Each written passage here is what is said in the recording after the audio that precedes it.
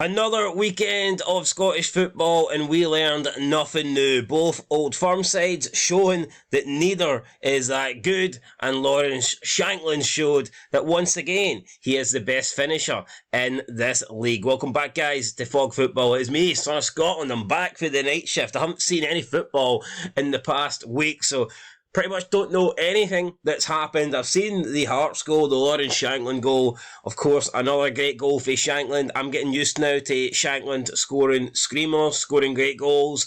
I don't want to hear that Shankland only scores penalties, because at the moment he can't score penalties. He wouldn't know how to put the ball in the back of the net from the penalty spot, but he's scoring every other goal, so it does not really matter. Both old firm sides came away with sneaky 1-0 wins, and we'll check out what happened as well in League 2, League 1 and the Championship. Like I said, I haven't really seen much football, so about 95% of these results are probably unknown to me. Forfar drew with Bonnyrigg Rose 0-0. Peterhead 2-1. Looks like they're going to strengthen their position at the top of League 2. Obviously, they went down last year, but looks like they're going straight back up. I can't see Peterhead being stopped. Beating Stenhousemuir, definitely a good result for them. Stranraer losing 1-0 at East Fife, or against East Fife at home, and Spartans 1, Clyde 1. I think Clyde are still bottom of that league. Elgin City 0, Dumbarton 1 as well. Dumbarton, I think, are pushing up there. So let's have a look at the league table then. Yeah, like I said, Dumbarton are pushing up there. Peterhead, what the hell? I thought Peterhead were top of this table. It must be a while since I last checked. Peterhead are trailing Stenhousemuir by 13 points despite beating them. That's insane. So I'm assuming that Peterhead must have been on a really bad run there, and Stenhousemuir must have won a shitload of games in a row, because last time I looked at this table, Peterhead were right up there competing, and despite them beating Stenhousemuir this week, they're still 13 points behind. That's a bit of a shocker. So looks like Stenhousemuir has this league wrapped up, and at the moment it looks like Dumbarton could be good for second. Peterhead could be good for second place, but they do have Dumbarton and the Spartans breathing down them. Spartans only played 19 games. East Fife and Fife have played a game more than Dumbarton. 2 games more than the Spartans. I can't really see that top 4 changing. I think they're too far ahead.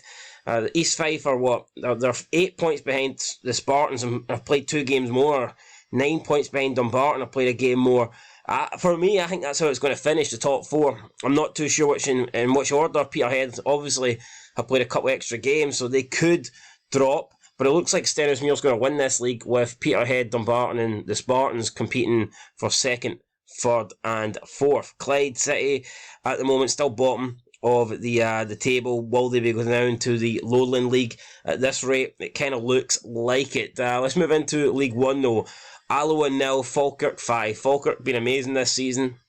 They are going back up to the Championship. There's nothing going to stand in their way now. Hamilton at the start were putting up a decent fight, but I think we can all see now that Falkirk are just a step above, and nothing's going to stop them. Like I said, they will be back in the Championship, and they are way too big of a club to be in League 1. So, I mean, it's took them long enough, but they are going to be back in the second tier of Scottish football. And an Athletic 3, Edinburgh City now. It's just a bad season for Edinburgh City. Nightmare season, and I think the quicker it ends, the better for them. Cove Rangers 0, Queen of the South 2. Good win for Marvin Bartley's side. Hamilton 1, Montrose 1. Montrose are doing no bad this season, but you feel like that's definitely points dropped there for Hamilton. And Stirling Albion 5, Kelty Hearts 0. Another really good result there for Stirling Albion. And we'll look at the league table, and you can see now Falkirk have a big lead over Hamilton. The gap now 11 points, albeit played a game more. Hamilton win that, it's down to 8. They're not going to catch Falkirk. Falkirk unbeaten. I think they're the only unbeaten side in Britain. So I just don't see Falkirk all of a sudden losing enough games for Hamilton to catch them. This league's over. Falkirk will win it. Hamilton, I think, will get second pretty comfortably.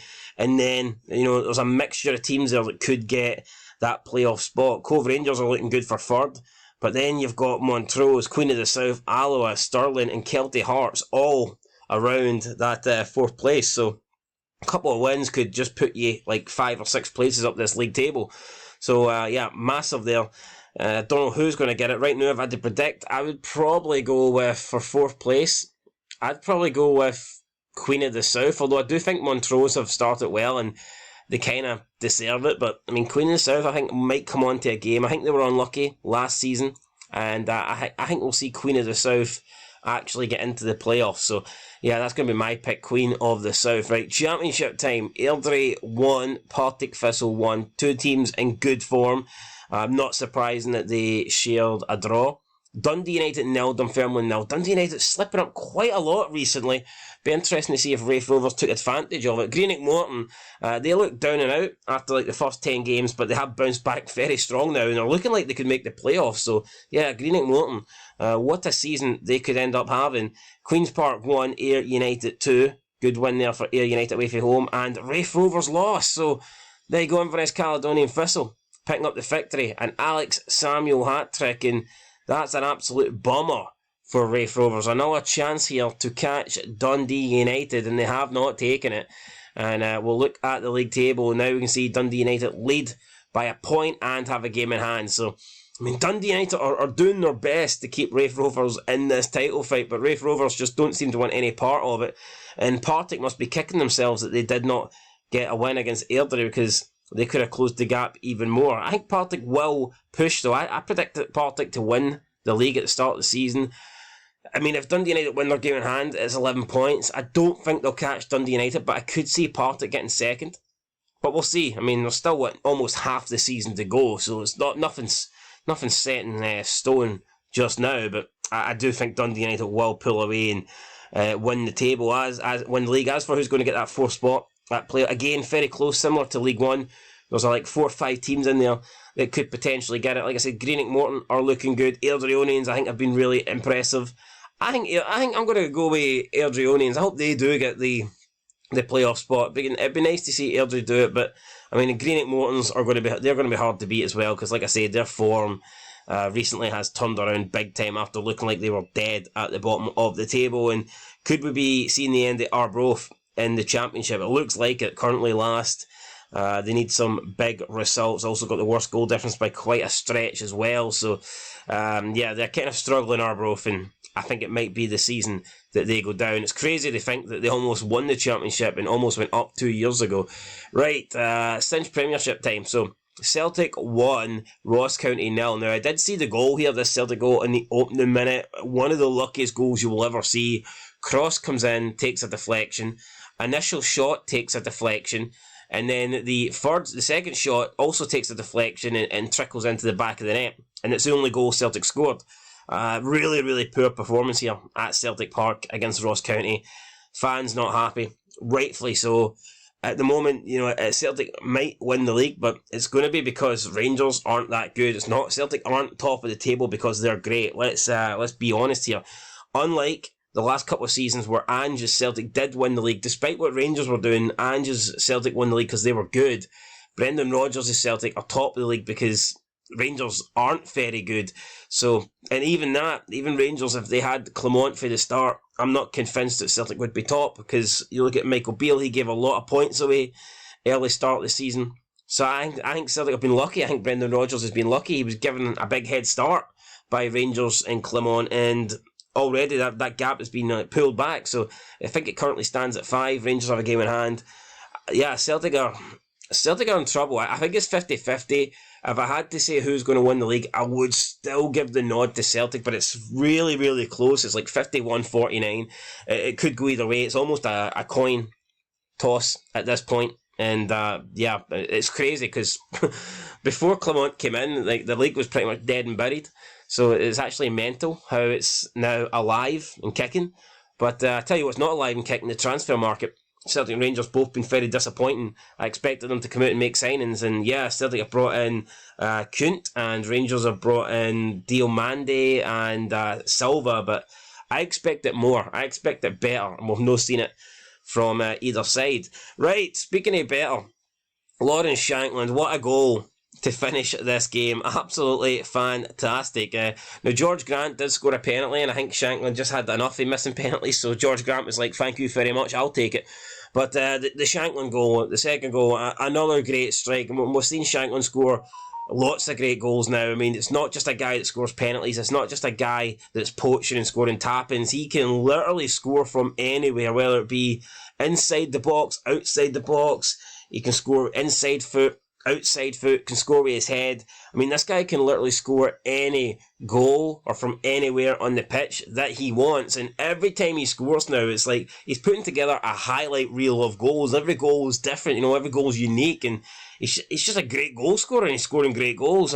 Lawrence Shankland, I'd be shocked if we kept him, to be honest. I think that he will last the end of the season, and then if he continues scoring like this, if he has a good Euros, then he could definitely be gone. But Hearts need to get him to sign a contract, and then at least if he does go, they can get big money for him. If he doesn't sign a new contract, he's only got 1 year left come the summer, and you might only be getting a couple of £1 million for a player that is, scoring goals for fun. And if you score goals for fun, then in my opinion, you're worth a lot more than just a few £1,000,000.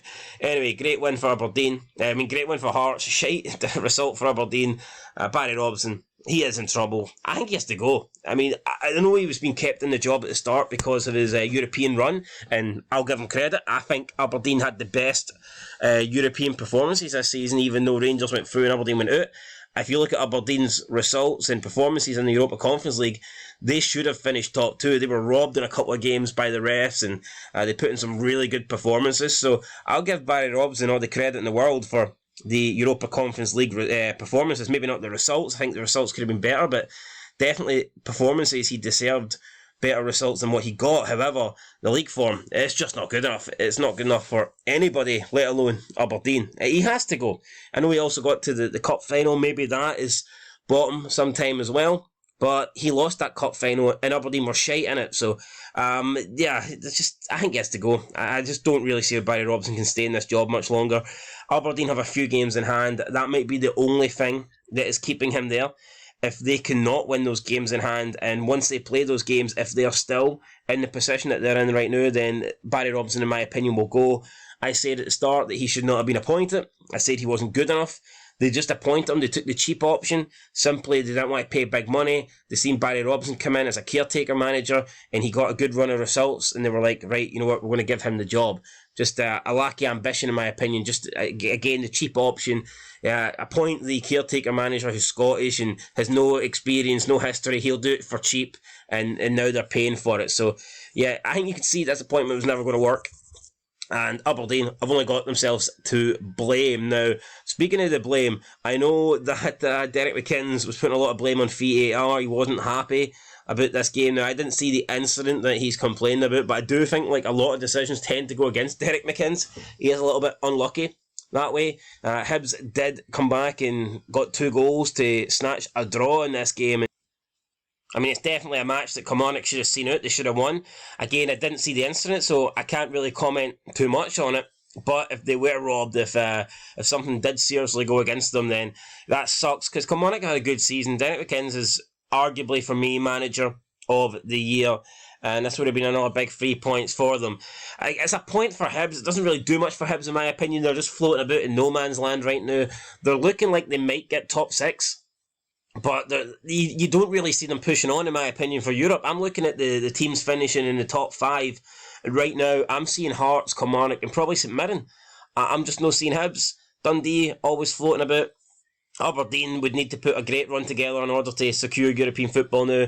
So Hibs, they might finish top 6, but they don't look like they're going to finish in a European place, in my opinion. And I think this Nick Montgomery signing, the longer it's lasting, it's just beginning to seem a little bit flat. When he first came in, I thought he was looking good. I thought Hibs were looking good. I thought that he was getting better performances than results, and I think that everyone thought that was going to turn around and that Hibs were going to start winning games once he, found his footing and stuff. But if anything, the results tend to be getting a little bit worse, and I think overall the job Nick Montgomery's doing is getting worse. I'm not saying he should be sacked at all. I don't think that. But I wouldn't be as optimistic about Nick Montgomery in charge of Hibs as I would have been, let's say, 2 or 3 months ago. Livingston, there's no optimism here. I think they're going down. Livingston, I think they absolutely suck. Livy 1, Dundee 4. Pretty much Martindale said himself that this team's screwed and that they're going to be in the Championship next season, which sucks for them. Looks like he's already given up. Dundee went down to 10 men. Livy got a penalty. And it was at 2-1, you're thinking, right, can Livy bounce back here? Can Livy try and get a result at home? and they couldn't. They ended up losing 2 late goals against 10 men. So very, very poor here. Levy at the Tony Macaroni used to make that place a fortress. It used to be hard to beat, and now anyone can pretty much beat them. I think Levy are fucked. I agree with Davy Martindale. I don't think he should say it because he's the manager, and I think he needs to try and keep the momentum, keep the morale high. But yeah, it's not looking good for Levy. St Johnstone won, Motherwell won. I think you could see this coming, couldn't you? It was I think it's a result that you could have easily picked. A 1-1 draw, a boring 1-1 draw between St Johnstone and Motherwell. I don't think either team will be overly happy, but I don't think either team will be overly annoyed. At this point, it's all about these teams staying in the league. That's what it's about. Motherwell, obviously, their run lately has been shite. They had a good start, and then they obviously went off the boil. St Johnstone had a horrible start, then they bounced back well, and now they're kind of just, showing signs of a team that's towards the bottom of the table. And I think these teams will just be happy to live to fight another day. And I don't see either of them getting into the top 6. I don't think either of them are good enough. But at this point, if they can both avoid 11th and 12th, I think they'll be happy with that, and I think they both will, because the 2 teams below them are pretty poor. They are, especially Livy. And finally, it was St Mirren 0, Rangers 1. Cyril Dessers getting another goal for Rangers. I mean, he's beginning to score goals. Doesn't mean he's a good player, because he's absolutely shit.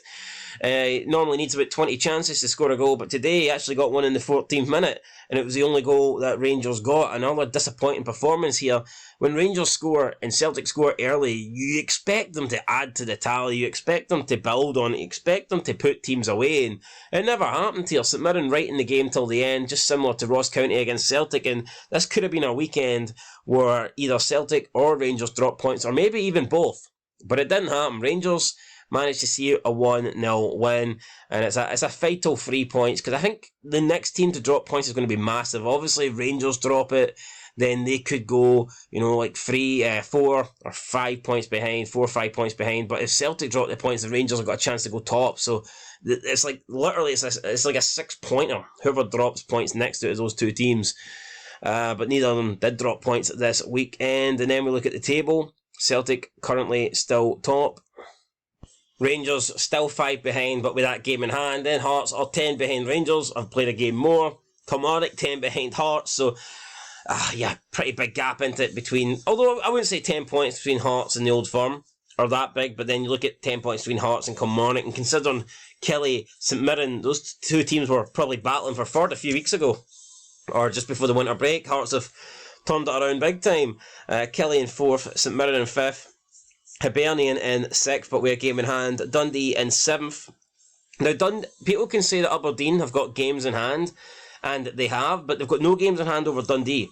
Dundee and Aberdeen have played the same amount of games, and Dundee currently have a 2-point lead in the points and 5 better off goal difference. So Aberdeen really, they can make excuses, but even the teams that they've played the same amount of games as, they're not that far in front. Aberdeen's only 5 points in front of Ross County after playing 20 games each, and Ross County are shite.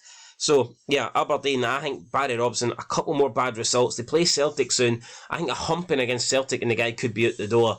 Motherwell are in 9th, St Johnstone in 10th, Ross County in 11th, and Livingston in 12th. Now, County are 6 points ahead of Livy, and Livy have played 2 games more. Now, if County win both games, obviously they go 12 in front, but they won't, because Livy suck.